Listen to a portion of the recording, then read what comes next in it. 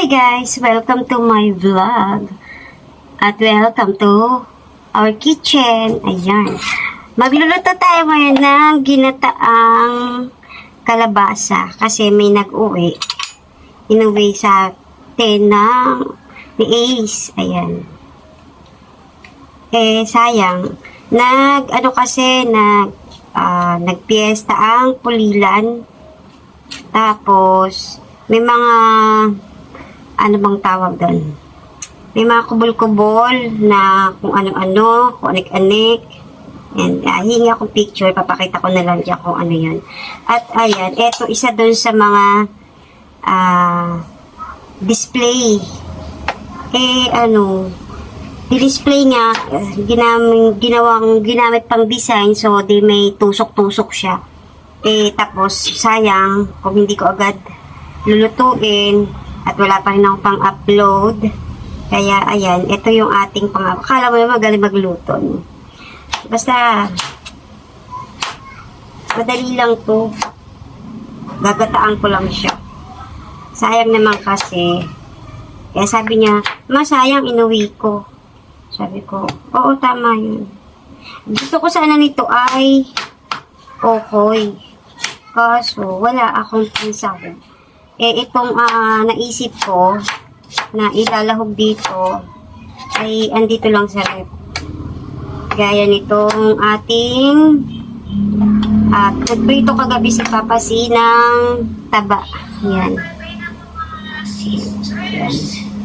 Ayun, nagsisisrolis. Nagbabay na. Ayan. Tapos ito.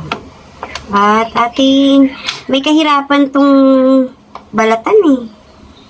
Kaya minsan ayoko talaga ng kalabasa. Kaya lang, ayan nga, ito ay libre. Kaya, isang buo to eh. Isang buong malaki.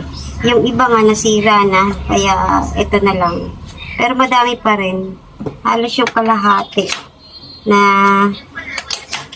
nasira na. Yan. Nagsasalita si Sis Rolls. Ayan. Hihiwa tayo.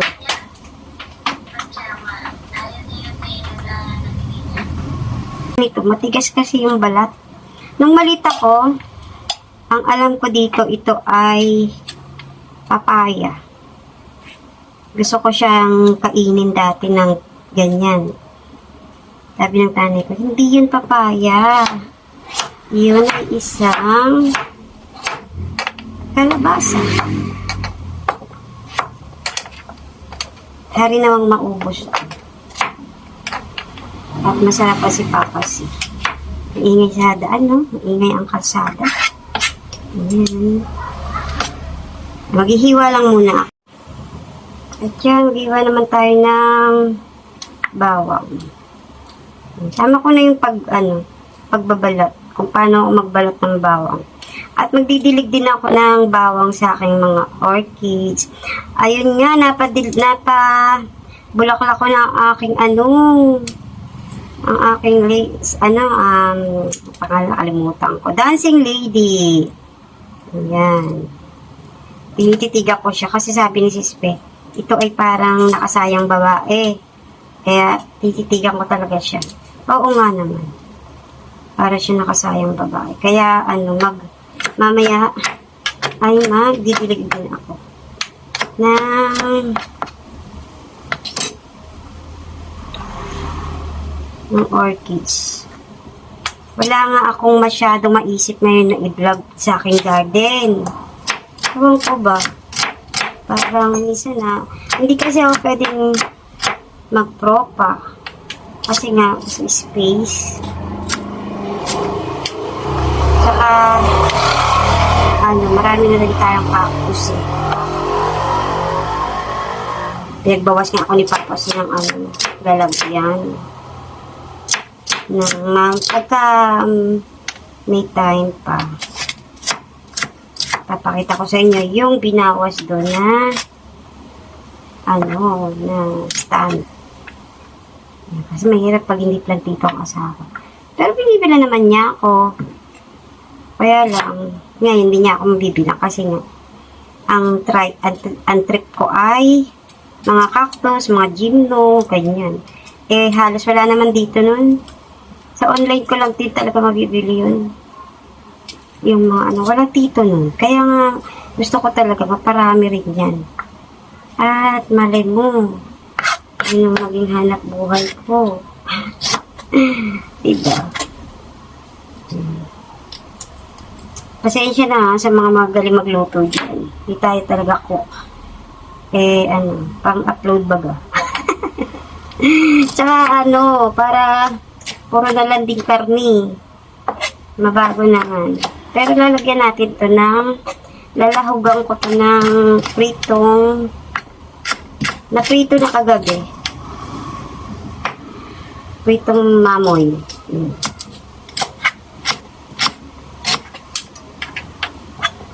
Ayan.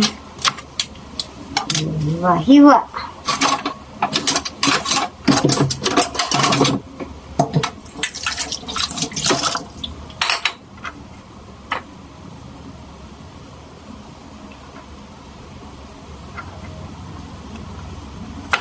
Iba kasi ganda talaga maghiwa.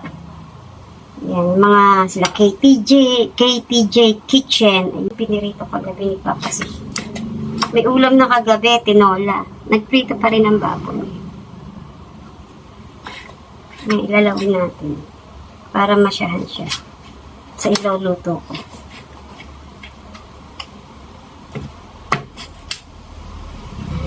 At eto, bigay ng aking kaibigan. Ako kung saan siya galing, nakalimutan ko. Kasi matagal na to. Ayan.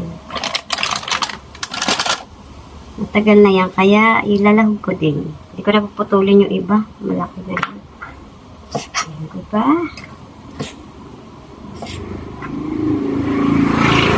Lalahog ko lahat ng mamoy. Ayan.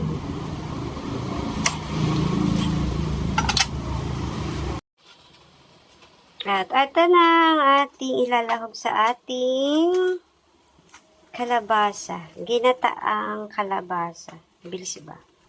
Ayan. May mantika tayo at tayo ayan, mag-aana tayo ng ating